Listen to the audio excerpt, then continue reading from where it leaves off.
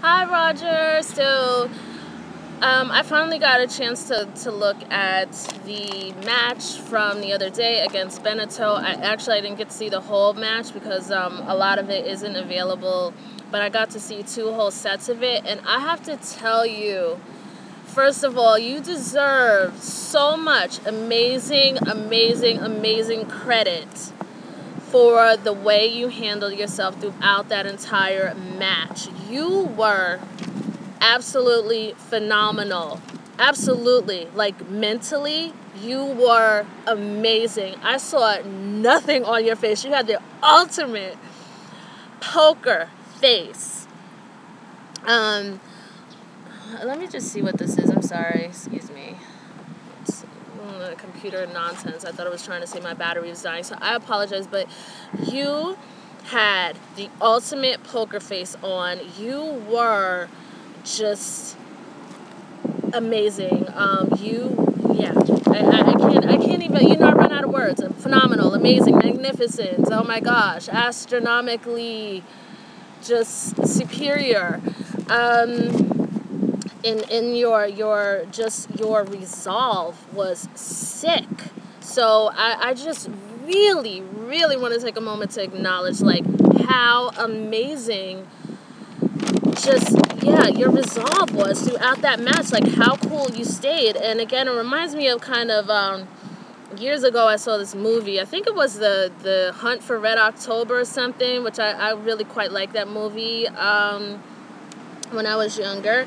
And I think at one point someone said in the movie, like, it was like a dangerous situation, and someone said, this guy, we don't need to worry about him. He's a cool customer. And I was like, oh, that's an interesting term, a cool customer. Like, we don't need to, in the movie, it's like, we don't need to shoot this guy up with a whole bunch of torpedoes. We don't need to shoot torpedoes into his submarine. He's a cool customer.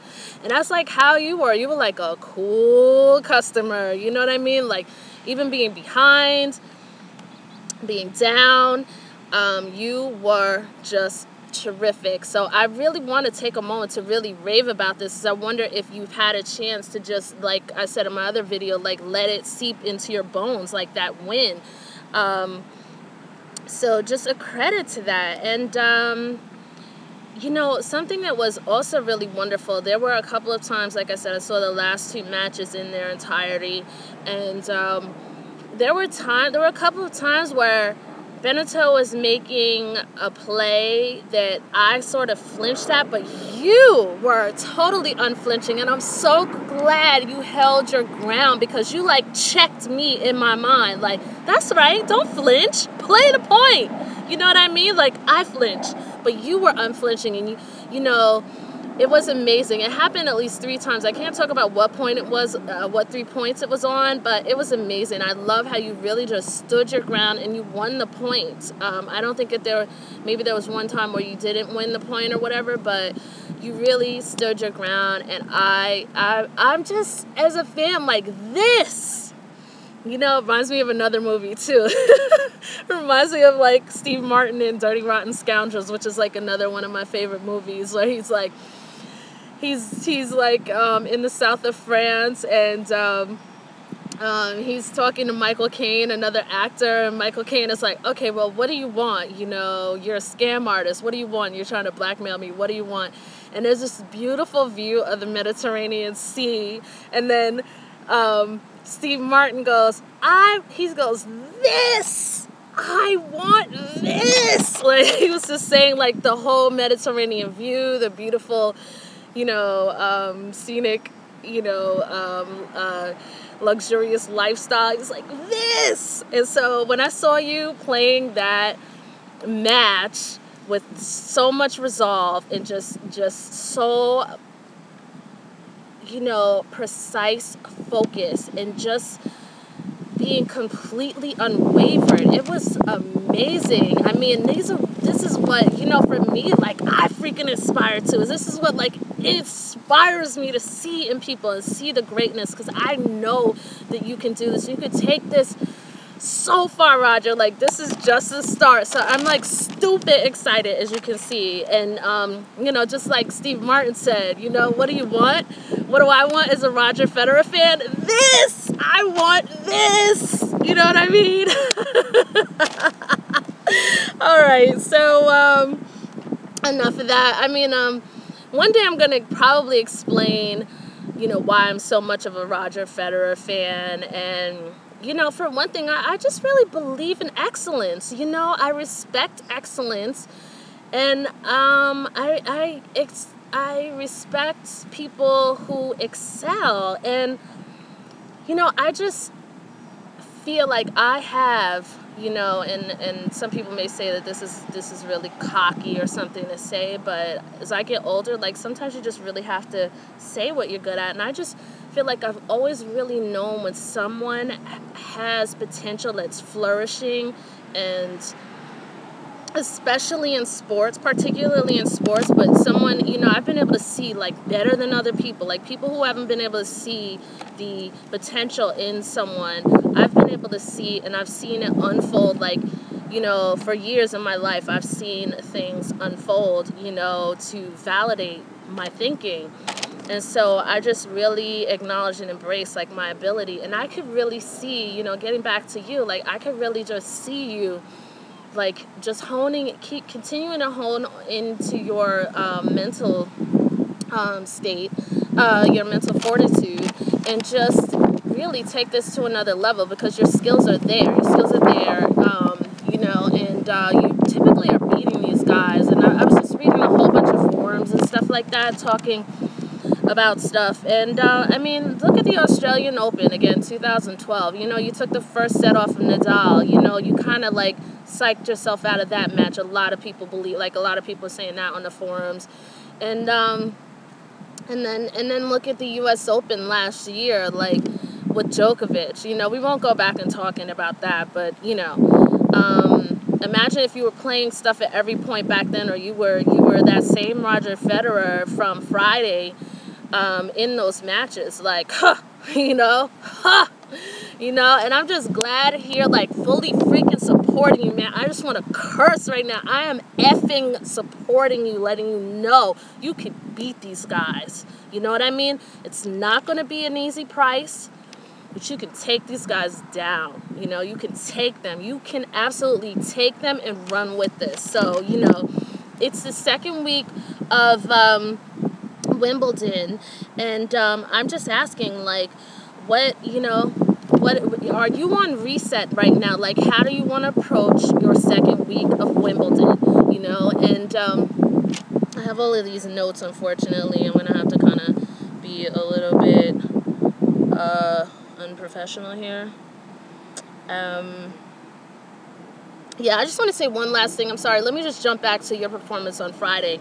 You know, one last thing. Like, you really, really took the reins. You know, you took the reins just on holding the line, and took the reins on what you wanted the direction of that match to be. Like, you grabbed the reins and you controlled that, you know, and you just held the line. You didn't expect it to, like, everything to happen right away. You let the match come to you, but you just kept, you know, step by step, and you didn't panic, and you didn't, you know, oh my God, you were so amazing. And I love Roger. I love the fact that you were, like, jogging around a little bit and jumping up and down a little bit. You weren't doing it too overly, you know, you weren't overdoing it, but you were doing it just enough, like, to just, you know, keep yourself, like, yeah. You know, I mean, that's my assumption. Like, keep yourself like, yeah, and also let the opponent know on the other side, like, yeah, you know, you get nothing from me, you know. Let me slip into some slang.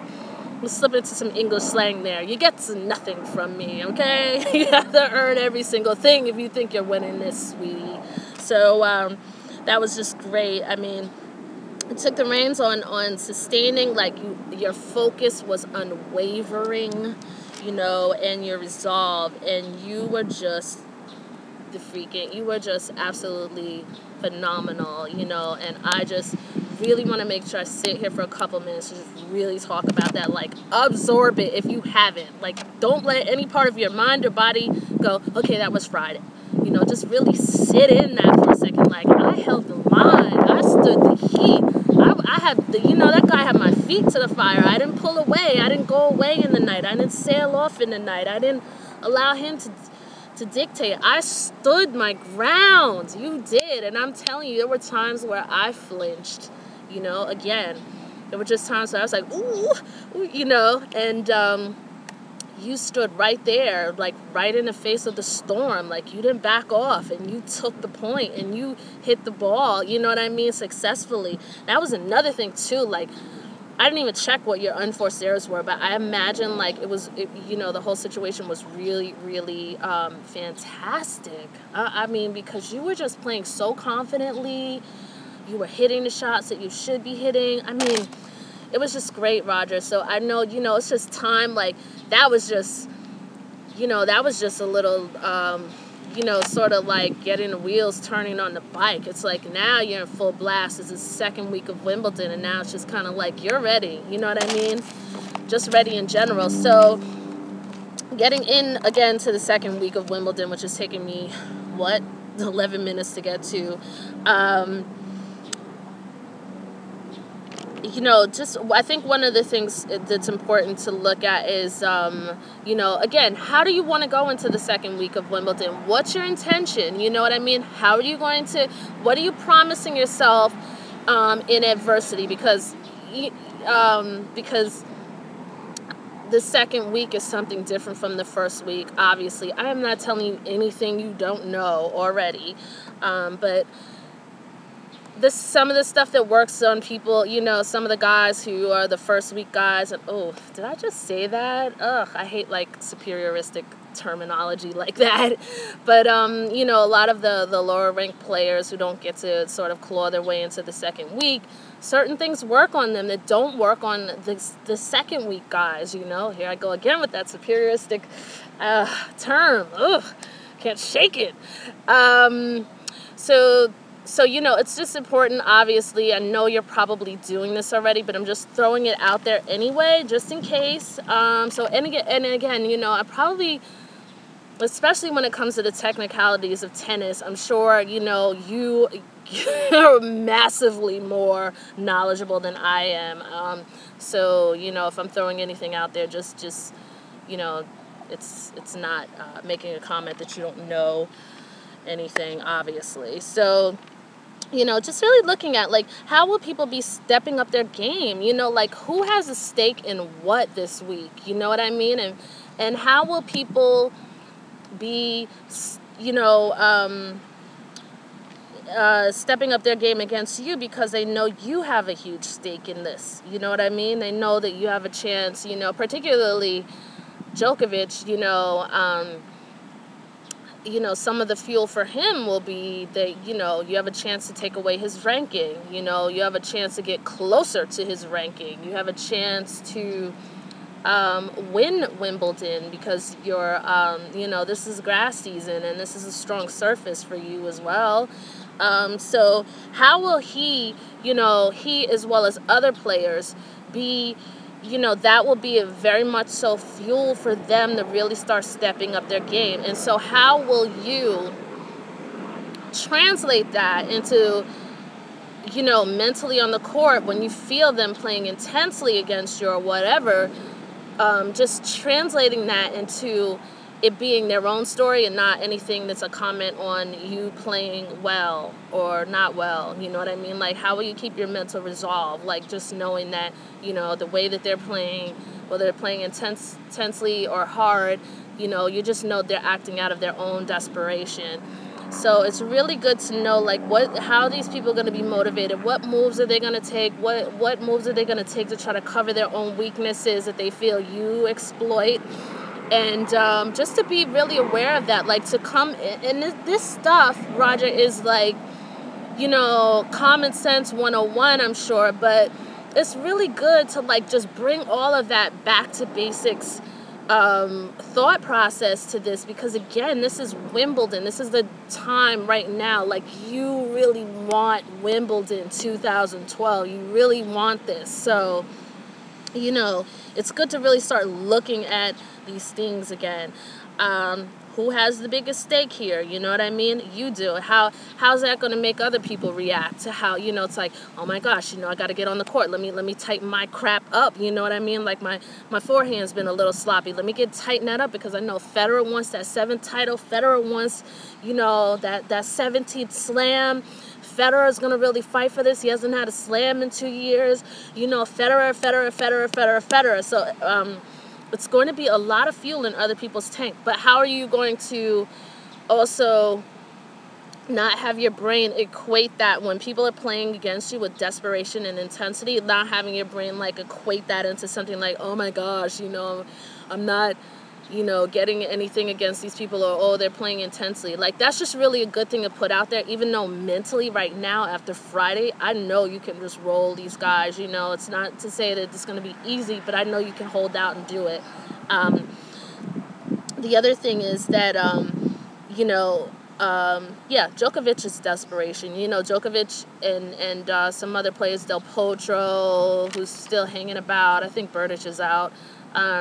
But, you know, there are other guys, too, that I'm not naming who have sort of a stake in this or whatever, who will want to be able to beat you just in general, especially at Wimbledon. It'll be a nice memory for them. So how will they be stepping up their game? Like, everyone has a stake in something. And, you know, what a pleasure, a quiet pleasure. Well, maybe this is a really negative, nasty thing to say. You know, I don't know. Nah. I'm not even going to go there. But it would, you know, like, players will have different motivations. And, you know, to beat you while you, let me just reword what I was thinking a moment ago. To beat you while you are so focused on really having a stake in this 7th Wimbledon title, a 17th slam, especially after 2 years, you know, might really be a notch on somebody else's belt. So, you know, just be aware of those things, and that's just to put fire in the belly for you and not put a burden on your back. So it's like, take that information and make it fire in the belly and not the burden on the back, okay? Nothing goes on the shoulders and nothing goes on the back. Everything goes in the stomach. So, So I feel like week 2... should consist of at least a few components. One basic one, obviously, is fortifying your mental attitude and your resolve. And I just kind of talked about some of the things that, some of the possibilities that might, you know, that'll help strengthen, you know, some of the ways that you should look at the way other players are preparing to help strengthen you going into week 2 rather than bringing you down. So, let's see. I'm really, really sorry about this. I have to look down at my notes. It was so complicated to get here and make this video right now, so that's why I'm not that prepared. I always have an excuse lately. So component number 2 would be keep the mind free, obviously, you know, and if you have enough mental resolve, and if you are pushing things into their proper perspective, and if you're pushing things into their proper perspective, then you should pretty much be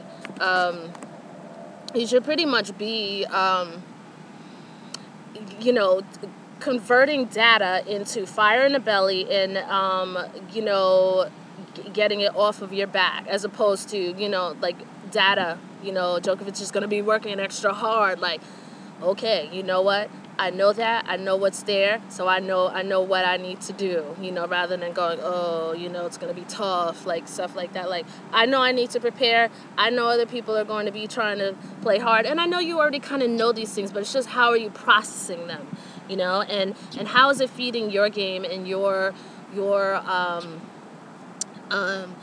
just your fire.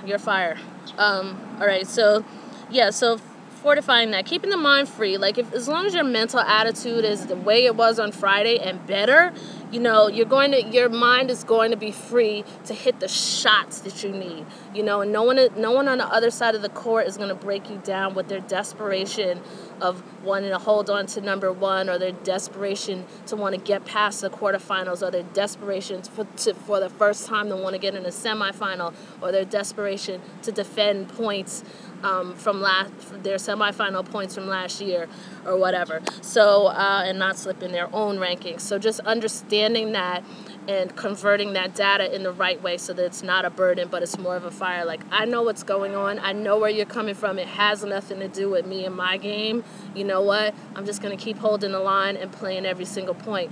What you're doing over there has honestly nothing to do with me. You know what I mean? So, and an example is going back to Roland Garros with Djokovic going against Rafa and seeing how Djokovic came into that match, again, not believing, you know, maybe he had Monte Carlo in his head, maybe he had Rome in his head, and now he already had given half the match to Nadal. So you give away no psychological points, you know what I mean? You give away no psychological ground to those other players, and that's what he did with Nadal, and then it was easy for him to start breaking down, again, like I said in my other video, and then stop, you know, playing against Nadal, who was having just as hard a time, but Nadal keeps a really good poker face, so I can see that also helping to break people down, and he also stays very intense on his defense, so that was also breaking Djokovic down to the point where he didn't trust himself, again, trust making even the easiest shot over the net that Nadal wouldn't have even been able to catch, you know, but people become afraid because of Nadal chases down every single thing, and then they just start making shots out of, you know, instead of coming from a place of just taking a moment. And it's not a criticism, because this is natural. I think any human being would, you know, who hasn't trained their mind would go through this. But instead of just making a smarter shot or making an effective shot, just make sure a haphazard shot that's making a decision based off of anxiety. So I think the best way to avoid the anxiety is to learn how to convert the data into something that will be fire in the belly and not a burden on the shoulders, okay? So, you know, and again, this is all pretty much, yeah. So, yeah, so, I mean, as long as your mind is free, then your natural skill is going to you're going to allow your natural skill to have a platform for its voice to be heard, for its full expression, you know, and all your shots are going to work, you know, within reason. All of your shots are going to really work. And then also, number 3 is rendering exploitation of your so-called weaknesses ineffective. You know, this is another conversation that I really want to have, you know, with you, Roger, at another time. Your backhand, you know, that is like, first of all, you're the greatest player of all time for me and for many people. You're the greatest all-around player. You know, there are things that you've done that people will never do, and you revolutionize, you know, to take someone else's quote, you revolutionized the game of tennis. Like, you just, for me, in my mind, my own quote, you just took tennis just to another level.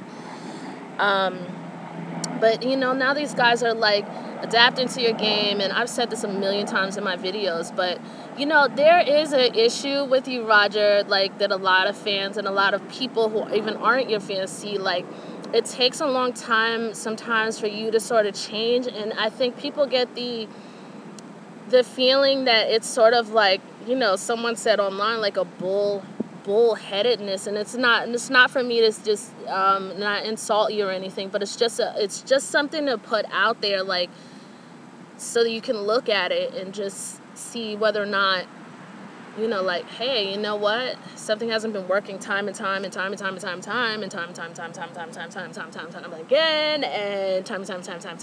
again. So, you know, and don't worry, we all do this. Even I have a couple of things where it's kind of like something hasn't been working time again, and time again, and, you know, so I'm there with you in this, and it's just kind of like, when you want to take this really to the next level, where you really start closing this stuff out with these guys, and you're not going to have to play, you know, you can cut down on the rallies, you can cut down on you know, you can optimize time on points and not have to go into a whole bunch of extra exertion and save on some effort, you know, like, when you really and truly decide you want to do something about your backhand and direct it. And I'm not saying you haven't done anything about your backhand, I think if people feel that your backhand has gotten better and stronger and things like that, but all Nadal does is attack your backhand. It's that, what is it? I mean, I'm not a tennis expert, but what is it? It's a forehand topspin to your backhand or whatever, and, I think the biggest thing for me is that you were at the, that you were at the hit for Haiti, and that was a couple years ago, and you said, Kim Clijsters is asking how she should serve to you, and Nadal should know because he plays you all the time, and then you answer the question saying, first he serves with my backhand, then I hit it to him, then he serves with my forehand, and I mean, if you know these things, then there really is, and I say this in the most loving way as a fan, like there's no excuse to keep sort of really not fixing that. You know what I mean? It's not to say like, I'm going to fix this. It's going to change overnight. I'm not saying that. I'm just saying that, you are like really standing in your way, and I think there's just so many people out here who just care so much about you, and they see the potential and they just see this one leak in the boat. And it's just kind of like, without that one major leak in the boat, he could have a full platform to really express his skill and just really take his rightful place. And it's not to say like, Roger Federer is better than everyone else, like, in a bad way, but just to say that your skills deserve to be recognized in its highest form. Maybe that's the best way to say it. And its highest form is really pretty much superior to everyone else, and I mean that in a respectful way. So I don't know if it's chip in charge or what. I'm just throwing out stuff, honestly, that I really don't even know much about. I don't know what it is, but you've got to get some sort of Band-Aid onto your backhand because, again, there's a lot. It's time for you to know that this is Wimbledon and you can't, the backhand that you've got is like an open door. It's like a, again, it's like you're trying to grab some, bring some water out of a well, but there's a hole in the bucket and water's coming out, or you're in a boat and you're trying to get to an island, except that there's a big fat hole in the bottom of the boat, and yes, you start paddling faster, and sometimes it works and sometimes you get the win, but for the most part, the boat sinks, and that's how these players are like, cheaply using this to beat you. Like, they're just playing to your backhand, and it's really time. Like, I saw somebody who was really like, I just really wish Roger would just, this is a person who said you were like being bullheaded, but they weren't saying it in a more supportive way, like, change your racket. And maybe that's not the right answer for you, Roger, but you know what, as fans, that comment was like in the spirit of supporting you, like, people who see, again, that your talent deserves to be fully expressed, and it's not when you're not winning, and you're the best complete player still, and you're still getting to the semis, and in the last couple of years, like, you almost winning, and that type of thing. Like, people know that you should be winning, and it's a little, it's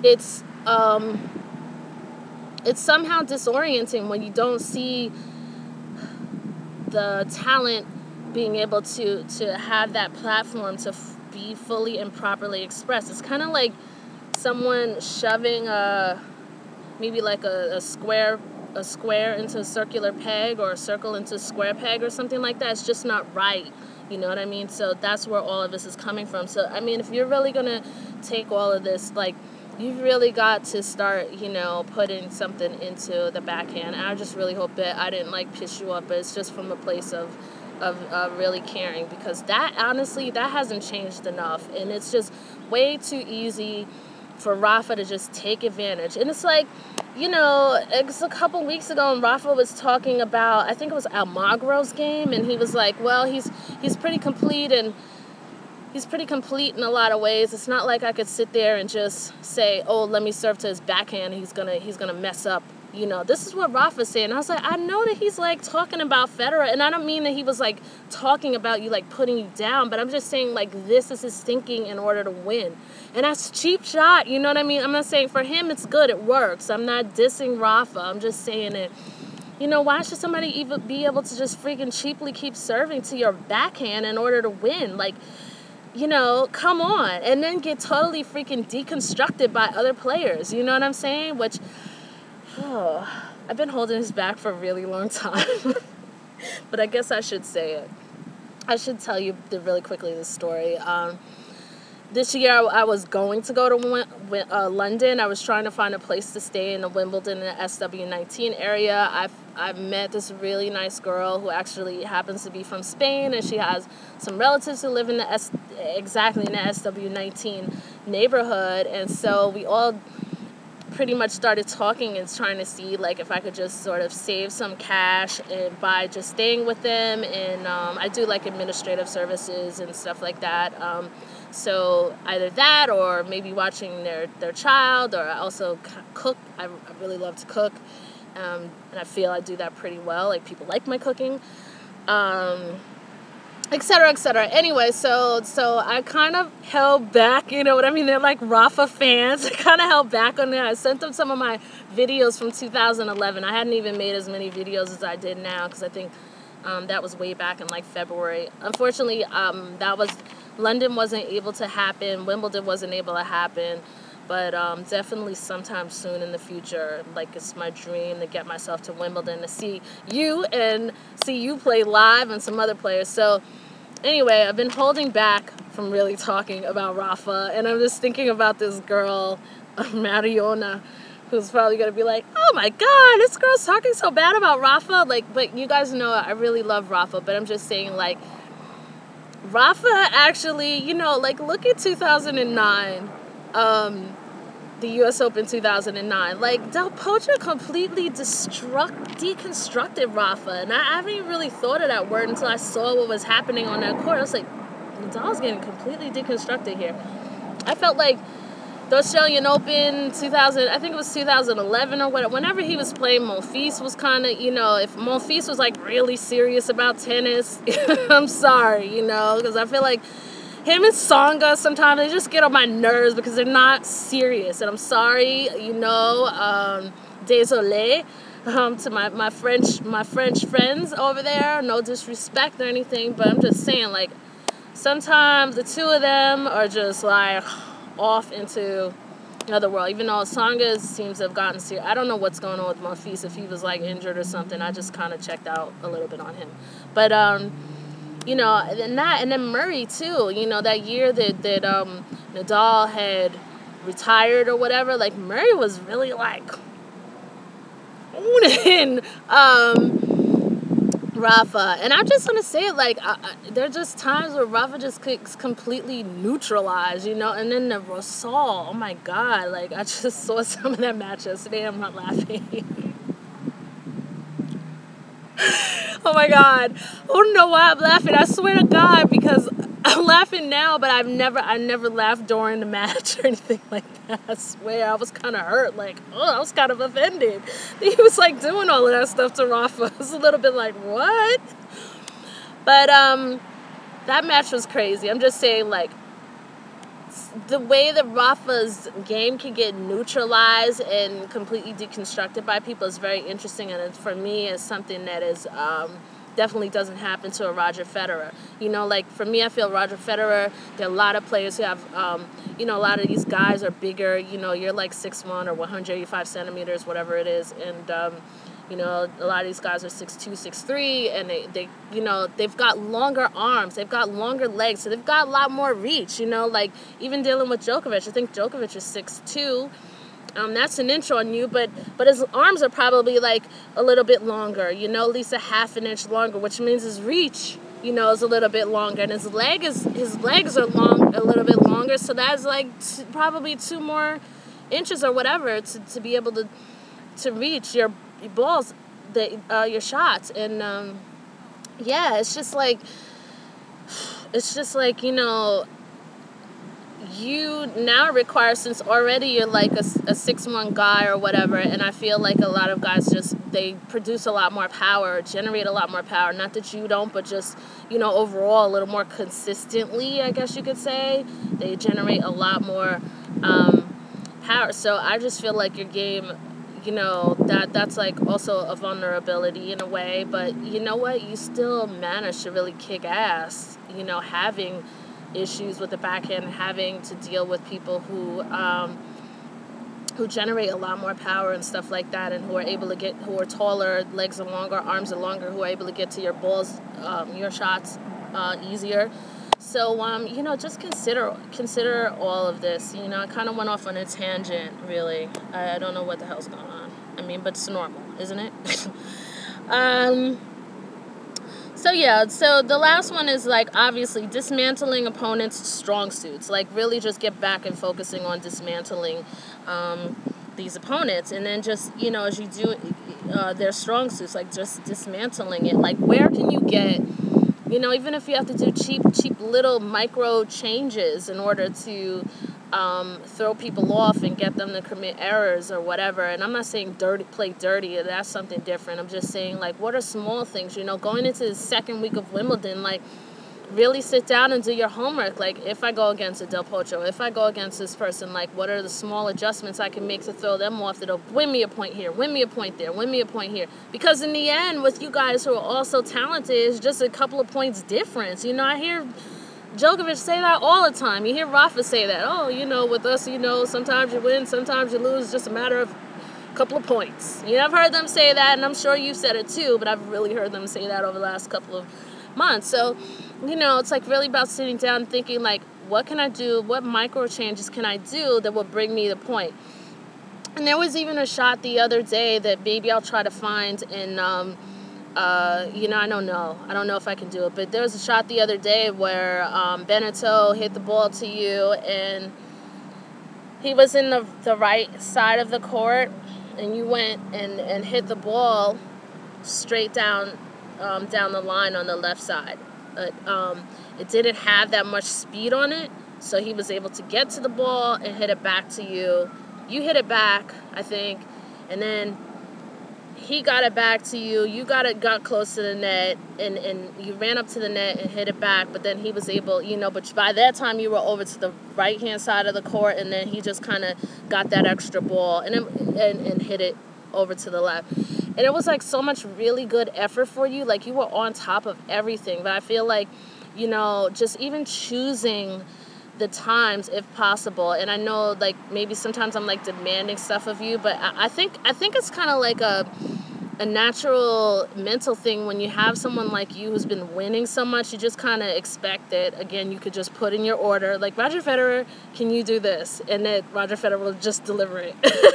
So, like, even if you had just cracked that ball, like, really just chose, like, all right here, let me just put the speed on this and let me get this really down the line there. Like, that would have saved you three plays, you know what I mean? And less mileage on the legs, less trouble. And on top of that, just using your energy effectively to be more effective in getting the point. Because it was like all this energy and then you didn't even get the point.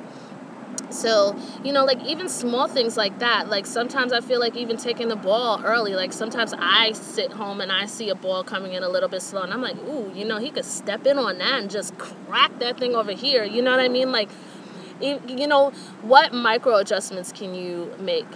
And then I don't know, like, do you guys like have some sort of code where you just feel like it's like a bad thing to sort of at certain times hit the ball away from the opponent? I mean, I don't know, like, if you have some sort of code or standard, and for me, I don't know. I kind of like the way Djokovic plays in a certain way. Like, he's a little bit ruthless. I don't mean the dirty aspect or anything like that, but just everywhere you're not, that's where he's trying to hit the ball. And I feel like he does that more than anyone else. And I know some of your comments from the U.S. Open 2011, I don't know if I'm understanding them in the wrong context, but I don't know if you appreciated his shot, the shot that he made on match point, but you know, like, if it were you and you made that shot, like, I would be like, go for it, Federer. Please, do what you need to do, you know, seriously. All it lets you know is that you need to be 100% on serve. You don't have to do Djokovic any favors. You need to just make sure you make stuff as inconvenient as possible for him. As absolutely inconvenient as possible, you know. I was reading the Djokovic, you know, if you mix it up with him a little bit, you know, and you probably already know this stuff. Mix it up, bring him to the net some, you know, don't let him get into a back and forth pace where he's used to it. He likes to hang out the baseline, likes to, smother the baseline and stuff like that. Bring him in a little bit, make him make some errors on his forehand, let his forehand break down, you know, stuff like that. I was reading, like, where can you make little tweaks that will get you those points that will turn it and, you know, turn the set in your favor, and also save you some time. Like, I feel like, again, that thing against Benneteau, you know, that move against Benneteau, you know, where if you could have just taken even just a little bit more, just a moment to, like, just put a little bit more speed on that ball, you know, and you're totally capable of doing it, you know, that would have won you that point, and also would have saved you all the back and the forth and the running around and then eventually losing the point anyway. So really capitalize, you know what I mean? Like, knows where to just put in the power punches. And I know you already know all this stuff, but I just have to throw it out there. So, you know, I just have to throw it out there. So here we are. We're going into 40 minutes. Let's see. What else did I really have? I think I sort of covered everything, but I think a quick remedy to what I call the hole in the boat, the leak in the boat, the big fat leak that's, you know, the backhand, you know, what are you going to do about that? Like, you really have to figure out something, because these guys are getting real cheap shots in you, and this is a lot of the problem. You know, and even somebody who doesn't need, even me, somebody who doesn't know that much about tennis, can really see how people are just cheaply doing that to you, you know. And is there a way? I don't know if this makes any sense, but how can you punish people for serving to your backhand? You know, like, you've got to create some doubt and some punishment, you know. And I know sometimes people serve really hard, and you don't even have the option to move your tennis racket because it'll overshoot the ball, you know. Like, is there a way for you to let someone serve to your backhand but make it just go enough so that it ends up being like a drop shot? Is that a dirty play? Is that something that's against your tennis code or whatever? But, you know, like, really figuring out some small things, like, how can you punish people or dissuade people from playing to your backhand, you know what I mean? So that really would be something that's gonna be the thing, because you can't, you know, like, getting to the Wimbledon championship, like, you're gonna need 4 wheels on your car, and, like, having the door open to people just shooting out your freaking shooting out your backhand, you know, it's like riding with, instead of 4 wheels on the car, 3 wheels and a flat tire. So, you know, that's all I'm saying. I'm not saying that your backhand is awful or anything like that. I'm just saying that this is something that people exploit for cheap points. And lastly, I have so much more to talk about, but, you know, here we are, 42 minutes. I'm just going to talk about this last thing. You know, the sets that you go into. I feel like they're kind of like when you're in the ocean. Have you ever, like, I'm sure this is probably happening, but have you ever been in the ocean, you're kind of playing around or whatever, you know, remember as a kid, and then suddenly, you know, you've been playing around for hours and hours, you've been close to the shore, but then suddenly you find yourself, like, looking up and then seeing, like, shore, like, all the way down there, even though you're not in deep water or whatever, but you're really far out. I feel like, you know, the first set is like the same kind of thing. Like, you should come in on the set. Like, it doesn't mean you have to, you know, come in like a madman trying to make all of these aggressive shots and stuff like that. But just figure out a way, like, how can you keep a tally of staying close to knowing, like, all right, this set, you know, it's 6 games, right? I'm, like, all confused right now. 6 games or more. But just saying, like, it's just, well, obviously it's more than 6 games. I'm so confused right now. I'm sorry. I'm at a loss. But, you know, like, if you just even shoot for...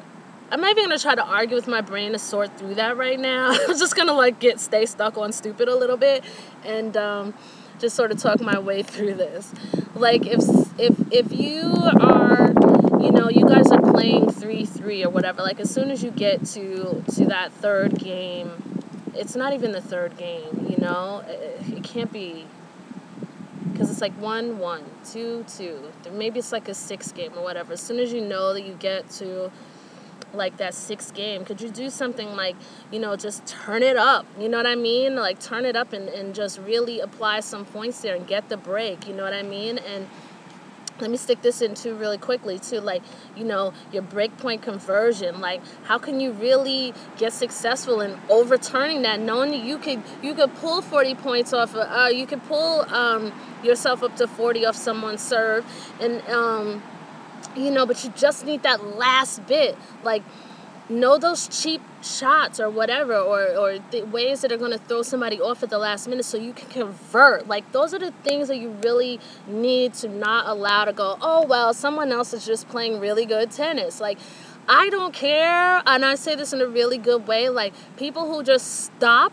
at certain conclusions, like, that's not going to get you anywhere. There's always a solution and always an answer. And I know it's easy for me to say this because I'm not the one out there, but I'm just saying, like, there's some answer to it. Like, how are you going to convert? What can you do? What can you tweak? You know these guys, you play against them. Like, what kind of cheap way can you disorient them at that perfect moment to get to convert that break point, you know? And you need to, like, get into an interval. Now, if you want to play even in the beginning or whatever, I know, especially if you're playing against Djokovic, I know you probably don't want to start off like a madman, because he'll just become a madman, because he is a madman. I mean that in a good way, but he is a madman. And but we love it. You know, you want to kind of slip in there and get that sneaky one that won't arouse someone to just rise to the challenge and harness all this energy, and then before you know it, you're in this dogfight. I get that. You know, you don't want to do that, but you kind of want to get these points. You want to break them strategically so that you can just keep moving along. But just keep moving. Oh my God, it's almost 50 minutes. Okay, I'm gonna talk for a few more minutes. But you know, like, where can you get that break? You know what I mean? Like, as soon as you know, like, you're in that 6th game or whatever it is, game 1 for you, game 1 for him, game 2 for you, game 2 for him, game 3 for you. That's when you turn it on. You know what I mean? You hold your serve really hard, but you break him, and you know, you just go into this, like, interval thing, like with running. You know, whereas, you know, you run in a certain pace. And then you pick up the pace, like either 2 times faster or one and a quarter times faster to 1.5 times faster to two times faster. Maybe 2 times faster is a little bit too much, but you pick up the pace, meaning, I guess, the speed on your balls or whatever. Like, just figure out a way to translate that into tennis, and just, you know, come into that where you turn up the heat and get the break, you know, and then you keep the heat up, like, by holding your serve through the end of the set. And I know I made that sound so damn easy, you know, like, yeah, oh world girl, you know, seriously, it's so easy to say. So there you go, you have the first set. And then, you know, like, the second set, the same thing too. Maybe you want to wait until the 8th game or whatever, when you guys are at 1-1, 2-2, 3-3, 4-4. Yeah. When you guys are, like, at 4-4, maybe you don't even want to wait that late. You know, break him again. Hold your serve like a freaking madman. Hold your serve, and then pull out the win. And he's going to start kicking and screaming and making crap hard. But you hold your serve and never let him get back up. You just keep pummeling him. You know, kind of like, I know I made that really sound violent, but you know what? There is a violence in tennis. There really is. You know, it's either me or you. And this is what's going to happen, you know, in order for you to get to that title. You know what I mean? You're really going to have to elbow your way into creating some space for yourself so you can get that trophy. Otherwise, you're just going to get closed out by some other people's desperation, you know? So you've got to do that. I don't know if I presented everything in the way that you would do it, but I want to throw it out there so you're just thinking, like, what do I promise myself again for the first set, you know, for the first couple of games, for each point? What am I promising myself? How am I going to deal with adversity? What am I promising myself when I'm ready to convert? What am I promising myself to make sure that I come into the game with, having studied for, you know, little micro ways to make sure that I convert a break point, to make sure that I grab the tie break if I need it. Like, no damn tie breaks. Oh my god. No tie breaks. I don't even think about it. Cancel the tie breaks. Cancel the 5 sets. Just 3 sets Federer. You know? So, yeah.